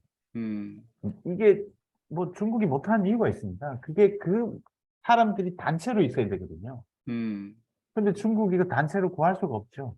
미국은 반도체 공장 투자를 안 했기 때문에 미국의 반도체 제조 시설에 근무하는 중국 사람들, 이 별 도움은 안 됩니다. 가장 도움이 되는 게 한국 사람. 네, 가장 도움이 되는 게 한국 사람, 대만 사람. 이런 사람인데 뭐 요새 잘 안 가잖아요, 한국은. 한국 사람들 다 미국 갑니다. 더 큰일은 한국의 엔지니어들이 미국 가서 큰일입니다. 그거를 좀 어떻게. 옛날에 중국 가는 건 말렸거든요. 어. 그리고 중국 갈 때는 소리 소문 없이 갑니다, 중국에. 와서 얘기하는데 중국 갔다 왔다. 요즘은 미국 간다고 다 알리고 갑니다. 갈 때. 자랑하면서.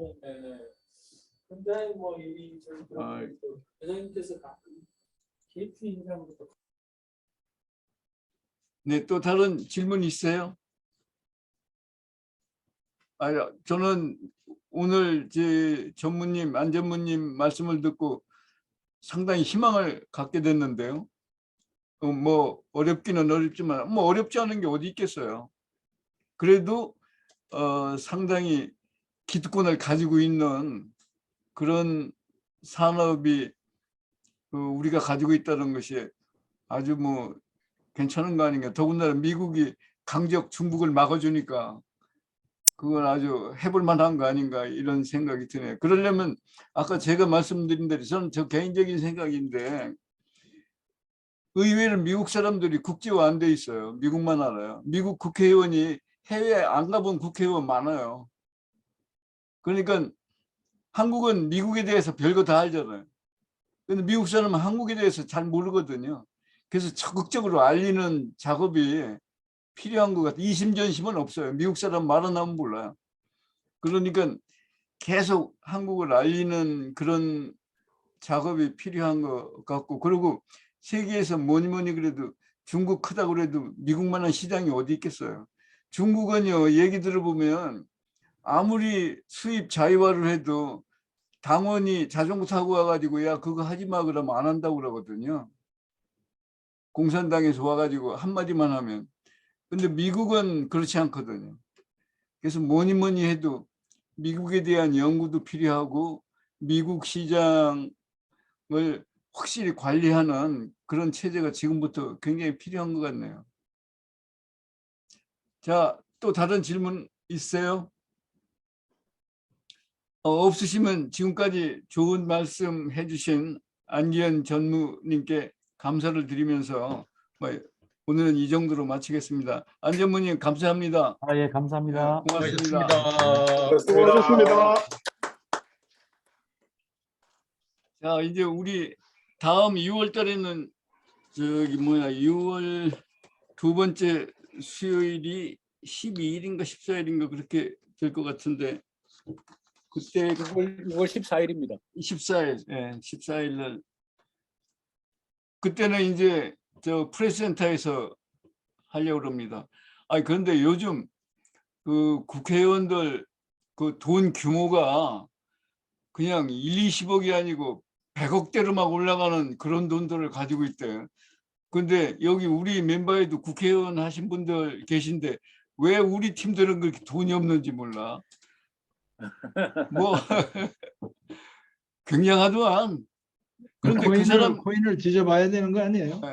근데 그 사람들은 특징이 어디서 구했는지 그 구멍난 운동화 신고 뭐 나오고 우리는 텔레비 나가려면 옷 좀 잘 입고 넥타이도 좀 색다른 거 메고 나가려고 그러는데 그 사람들은 다르더라고요. 뭐 오래된 거 가방도 그냥 80년대 거 뭐 이렇게 그 우리 좀 사는 것이 잘못 사는 거 아닌가? 하여튼 요즘 신문 보면서 너무 많은 거 놀래요. 돈이. 그리고 또 하나는요. 근데 일본 책 보니까 산업자본주의에서 금융자본주의로 넘어가서 그 다음에는 AI 자본주의로 넘어간다고 써 있더라고요. 근데 그분들은 AI 자본주의에서 벌써 국회의원 정도 되면 사는 것 같은데 우리 빨리 그 방향으로 가야 되는 거 아니에요? 근데 코인이라고 그러면 저의 경우는 모르는 거 하고 딱 덮어버리니까 그 아주 그 이 시대에 맞지 않는 사람이지. 이철호 의원님 어떻게 생각하십니까? 저도 코인을 잘 몰라가지고요. 그러세요? 우리 팀들이 다 어떻게 그러네요. 아주.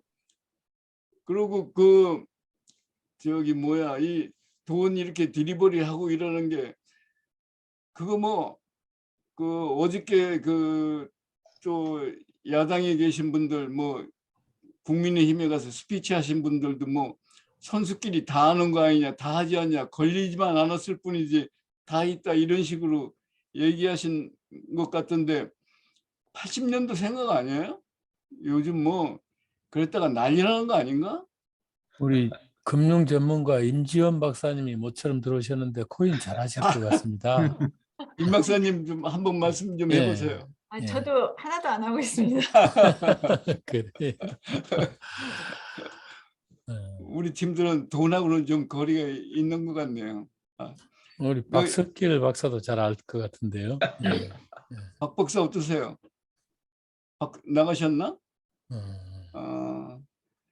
저기 임지훈 박사님. 네. 경기 얘기 좀 한번 해보세요. 어떻게 될 것 같은지 마지막으로. 아유. 네, 뭐 저 같은 경우는 그 중기까지는 그러니까 우리나라 2분기, 3분기 경제는 그렇게까지 나쁘지는 않을 것 같은데 4분기부터는 조금 전망이 좀 어두워 보여요. 그러니까 사실 작년부터 이제 저희가 상저하고 이런 말씀들을 많이 하셨는데 제가 상저하고 말씀들을 많이 하셨는데 그 실제 그 뒤에 보게 되면은 저 같은 경우는 이제 이게 문제가 되는 게 일단 그 지금 경기가 약간 좋아지는 모습을 보이는 이유는 글로벌 팩터로는 첫 번째 그 중국 리오프닝 이슈가 있고요. 두 번째로는 이제 미국 같은 경우를 보게 되면은 그 금리를 많이 올렸는데 경제가 왜 이렇게 견고하냐 이제 이런 말씀들 많이 하시는데 과거 히스토리를 보게 되면은 금리를 인상하고 나서 굉장히 시차가 많이 있습니다. 그리고 이제 미국 같은 경우는 특히 그 시차가 조금 더 긴 게 우리나라와는 달리 이렇게 고정부 금리로 이제 대출이 되다 보니까 금리가 이렇게 많이 올라갔음에도 불구하고 실제 기업들 또는 모기지를 갖고 있는 가계 섹터들의 그 금융 부담은 그렇게 많이 늘어나지 않은 걸로 알고 있어요. 특히 이제 코로나 때 워낙 그 기업을 돕기 위해서 저금리의 그 론을 많이 하다 보니까 제가 아는 많은 기업들은 기본적으로 그때 아주 저리로 1% 언저리로 해가지고 이미 펀딩을 많이 확보를 해놨기 때문에 또 이제 만기가 길다 보니까 향후 2, 3년 동안은 그 롤오버를 할 어떤 이슈도 없고 그런 의미에서 이제 금리 인상을 했음에도 불구하고 이제 기업한테는 기업이나 그러니까 경제 주체들한테는 큰 영향을 미치지 않은 상황이고 반면에 이제 우리나라 같은 경우는 잘 아시는 것처럼 변동보 금리가 많다 보니까 금리 인상의 그 어떤 그 고통을 기본적으로 경제 주체들이 금방 받게 되는 그 구조예요. 과거에 이런 게 많이 나타나지 않았던 이유는 금리 인상 폭이 그렇게 가파르지 않았기 때문에 이제 나타나지 않았는데 그게 있고 조금 전에 이제 미국의 경우를 보게 되면은 변동보 금리가 아니라 고정보 금리가 많다는 것은 금리가 올랐을 적에 그것에 대한 어떤 고통을 금융기관이 이렇게 약간 먼저 맞고 그건 이제 경제 주체한테는 안 되는 건데요.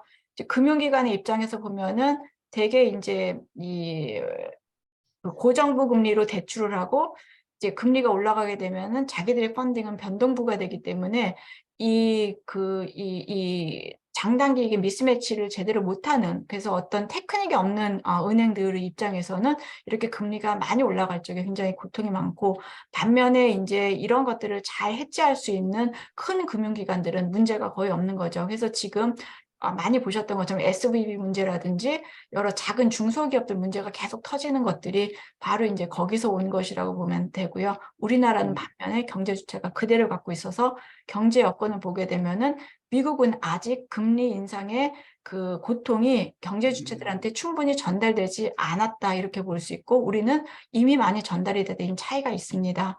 그래서 미국 경제 같은 경우 그러면 언제쯤 그 고통이 될 것이냐 이제 이 이슈인데 통상적인 시차가 적용이 된다라면은 올해 하반기 이때부터는 이제 고통이 조금씩 느껴지는데 반면에 이제 그 금융시장에서 피봇에 대한 기대가 많고 만약에 페드가 피봇에 대한 기대를 부추기는 여러 가지 것들 코멘트를 하게 되면은 장기금리 자체가 다시 내려가기 때문에 단기금리 올라간 정책금리 올라간 만큼의 고통은 아니게 되거든요.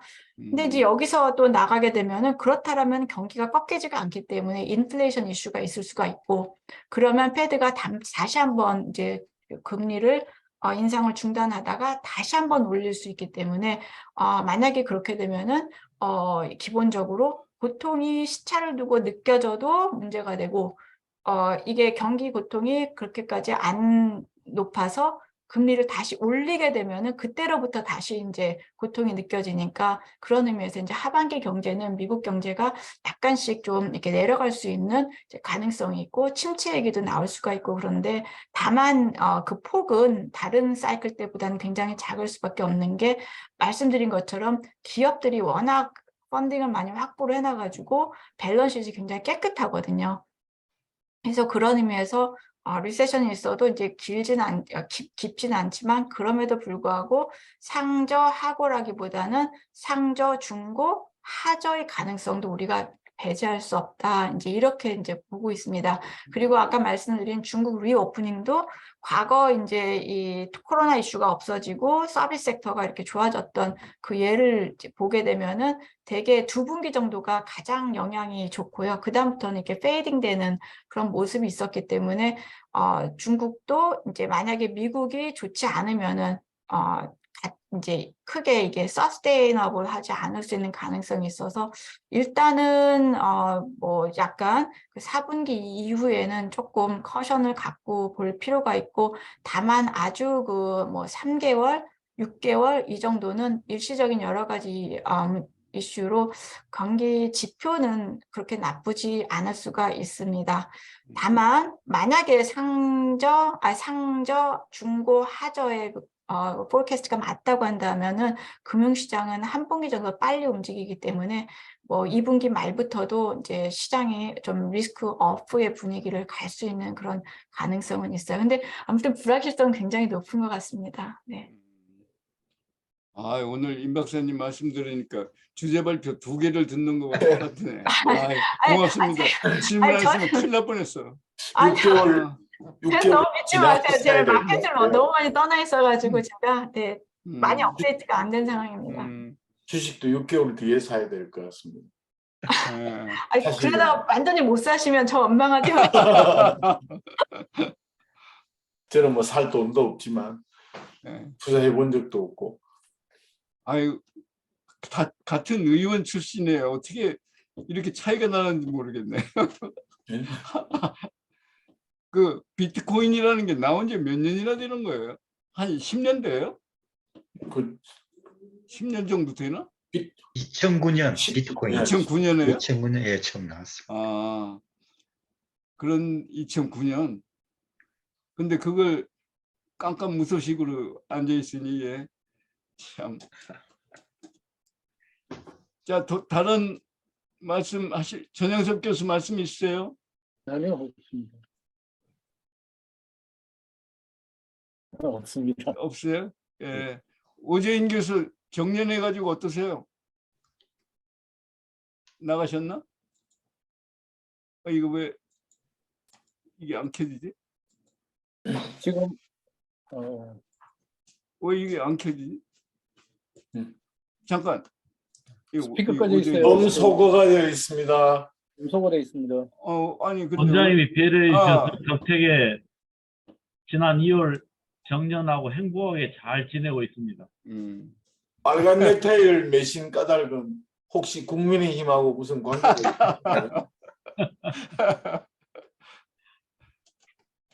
아이 최영기 박사님, 네, 내가 오늘 어떤 기사를 읽으니까 민노총에서 이북에 뭐 100몇 번을 간 사람이 있고 그렇다고 그러더라고요. 그런 것이 좀 이슈가 되겠던데요. 한두 번 가는 건 물론. 그리고 문 대통령 계실 적에 차타빈까지 동원해 가지고 그 사람들 갔더라고요. 자세히는 잘 모르겠어요. 자세히는 잘 모르겠는데, 아마 민주노총의 조직적으로, 공식적으로 북한과 그런 교류를 한 거는 통일부에 신고하고 이게 적법 절차가 있을 거예요. 그런 절차에 따라서 하긴 했을 것 같고, 다만 이제 지금 이 보안법 혐의자들, 이 사람들은 그런 루트를 통해서 접촉을 하는 것과 별도의 아마 그 조직적인 이런 대공 혐의점들이 발생한 거라고 보여지는데, 그 사람들이 개인적 일탈로만 보기가 좀 어려운 것이 민주노총의 공식 직함을 가지고 있었단 말이에요. 예, 조직국장인가 뭐. 예, 조직국장이라든가 민주노총의 공식 직함을 가지고 활동하면서 그런 어떤 뭐라고 그럴까요? 하여간 첩보 활동을 이렇게 했다고 그러면 이거는 단순히 개인 일탈 문제가 아니고 민주노총 조직에서 공식적으로 그 문제에 대해서 조사하고 자기들이 어떤 그런 문제가 재발하지 않도록 어떤 쇄신을 하겠다. 과거의 어떤 그런 이 범법 문제나 이런 거에 대해서 어떻게 척결하겠다 이런 것을 공식적으로 조직 차원에서 이렇게 이렇게 뭐라고 하나 이걸 끊어내는 그런 뭘 해야 되는데, 아직도 민주노총 지도부들은 이 문제를 일종의 그 정부의 그 노동조합 괴롭히기 내지는 일종의 어떤 그 민주노총에 뭔가 이렇게 색깔을 씌워가지고 활동을 제약하려고 한다. 이렇게 몰아가고 있는 거예요. 몰아가고 있는데, 민주노총 사무처나 이런 몇몇 조직들은 이렇게 지금 사건에서 나온 이런 문제는 아니지만 우리나라의 소위 좌파 중에서도 약간 주사파, 종북 뭐 이런 이제 그 정치적으로 그런 색깔이 강한 섹터가 있단 말이에요. 그런 사람들이 통진당이 우연 판결을 받고 정당이 해산돼 가면서 거기에 있던 조직원들이 이게 일종의 생계형으로 노조 조직에 많이 들어갔다고 그래요. 그러니까 택배라든가 건설이라든가 민주노총 사무총국이나 이런 데 들어가 가지고 일종의 그 밥벌이도 하고 조직 활동도 하고 자기들의 어떤 생활 공동체 어떤 그런 그 역할을 하는 일종의 숙주 노릇을 한 거죠. 그래서 그런 얘기들 많이 있었어요. 많이 있었는데 정부가 너네들 경기 동부 출신이지, 너희 주사파 출신이지, 이것만 가지고서 어떻게 법적으로 할 수 없단 말이에요. 뭔가 명백한 불법이나 뭐 이렇게 그 폭력 행위 뭐 이런 것들이 있으면 이제 그걸 가지고 이렇게 처벌을 할 수 있는 거기 때문에 그런 비판, 조선일보에서 굉장히 광래건 기자라는 친구가 굉장히 전문가예요, 이 분야에. 그래서 오랫동안 취재를 했고 이번에 이것을 여론화시키는데도 그 친구가 많이 기여를 했을 겁니다. 했는데 하여간 그게 그 과거에 그 통진당 때도 문제가 됐었고 이번에 이제 민주노총이나 시민단체, 일부 시민단체 이런 데서도 문제가 될 텐데 굉장히 어려운 문제라고 봐요. 저는 이 문제가 이게 분명히 그런 그룹들이 있거든요. 종북 주사라고 할 만한 그런 그룹들이 꽤 있고 이 사람들은 거의 뭐라고 그럴까요? 예전에 그 신앙촌이나 그 뭐 이런 유사 종교 집단처럼 거의 생활 공동체를 이렇게 생활을 한다는 거예요. 그래서 정말 인생을 걸고 그렇게들 뭐 거기에 이렇게 투신을 하니까 그 다른 진보 조직들, 그 다른 이런 데하고는 이게 경쟁이 안 돼요. 게임이 안 됩니다. 그리고 윤석열 정부에서 3대 개혁 중에 노동개혁이 있는데 어떻게 될 것 같아요? 그 노동개혁이 저는 이제 최근에 얘기를 많이 들어서 이게 이제 절반의 성공, 절반의 실패다 이렇게 편하게 얘기를 하고 마는데 그 법치주의 개혁이라는 거는 이거는 정말 우리나라 정도의 발전 수준에서는 한번 짚고 넘어가야 되는 문제예요. 그 노골적인 어떤 불법과 뭐 이런 폭력, 불법 파업 뭐 이런 것들은 과거 뭐 법이 이렇게 노조를 탄압할 때 같으면은 노동권이 제약되거나 이럴 때 같으면 모르는데 지금은 모든 수단들을 다 갖고 있단 말이에요. 노조가 법적 권한도 다 보장이 돼 있고 그러니까 뭐그 정치권에도 진출해 있고 지원해주는 정당도 있고 뭐 홍보 수단도 있고 예산도 있고 인력도 있고 그 많은 수단을 가지고 왜 굳이 또 불법을 불사하면서 폭력을 뭐 이렇게 행사하느냐 이런 문제가 있기 때문에 이번 기회에 그런 폭력, 불법, 부정, 비리 이런 것들은 이게 완전히 건져는 안 되겠지만 적어도 그 조직적인 차원에서 자정 노력, 쇄신, 자기 혁신 노력, 쇄신 이런 것을 선언하고 나올 때까지 정부가 이것은 강한 압박을 가하는 게 저는 맞다고 보고요. 다만 그 이번에 주 69시간 근로시간 제도 유연화 이 문제는 정부가 너무 서둘렀어요. 이게 노사 법치주의라는 것은 있는 법을 집행하는 문제이기 때문에 정부 주도로 강하게 일사불란하게 하는 게 맞지만 근로시간 같은 거는 이게 노조도 이렇게 이해관계가 원체 복잡하고 그리고 세대별로 감각도 다르고 인식이 굉장히 다릅니다. 그 기자들도 이번에 그 근로시간 제도 개편안이나 이런 거에 대해서 비판적인 그 기자들이 많아요. 이건 단순히 뭐 신노조냐 진보냐 이런 문제를 떠나가지고 자기 생활이 많이 달라진 걸 경험했단 말이에요. 그리고 문재인 정부에서 52시간 그게 굉장히 무리가 많았지만 실제 그 전문직 그 화이트 칼라들 이런 사람들은 그 맛을 봤어요. 소위 워라벨이라고 하는 이런 것들을 자기가 경험을 좋아한다고 해봤기 때문에. 그래요. 예, 그래서 예. 그걸 과거로 돌아가는 것처럼 이렇게 아. 정부가 서둘러서 푸시를 하다 음. 보니까 음, 거부감이 딱 생긴 겁니다. 음, 그래서 그 30, 40대의 민주당에 대한 강한 지지가 그 근로시간도 관련이 있다고 그래요. 그 중에 그렇지. 하나가. 그렇죠. 예, 그 베네핏을 자기들 봤기 때문에. 그럼, 그래서 정부가 그것은 그 대통령이 지난번에 좀 무리하게 맞긴 했지만 60시간 이상은 무리다 하고 대통령이 2번이나 이게 개입을 했잖아요. 그게 그 과정이 거칠었지만 적어도 그걸 대통령이 스톱을 건 게 다행이다 저는 그렇게 봐요. 네. 아이, 뭐, 그, 옛날처럼 뭐 일사불란하게 되는 건 없고, 하여튼, 제도, 절차, 뭐, 법, 뭐, 아이, 뭐, 복잡하게 하나하나 고쳐가는 것이 너무 힘드니까. 아니, 그러고 정부가 이번에 그렇게 서두를 이유가 없었던 것이 3월달까지 3월달 입법 예고해서 6월달까지 법안을 낸다는 거였는데 6월달 법안을 내서 국회 보내면 뭐 할 거예요? 지금 상황에서. 정치적 그렇지. 공격 포인트만 내거든. 그렇지. 이거 왜 그랬는지 잘 이해가 안 되는 거죠. 사실. 네. 제 회장님 시간이 많이 됐으니까 이제 예. 마치시는 게 좋을 것 같은데요. 예.